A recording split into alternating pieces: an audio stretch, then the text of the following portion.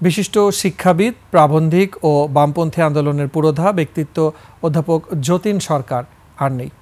বুধবার দুপুর 2:30টায় Mymensingh medical college হাসপাতালে তিনি মারা যান। তার বয়স হয়েছিল 90 বছর। বার্ধক্যজনিত নানা সমস্যায় ভুগছিলেন তিনি। যতীন সরকার কিডনি ও বার্ধক্যজনিত নানা জটিলতায় 8 আগস্ট থেকে হাসপাতালে ভর্তি ছিলেন। 1936 সালের 18 আগস্ট নেত্রকোনার কেন্দুয়া গ্রামে যতীন সরকারের জন্ম।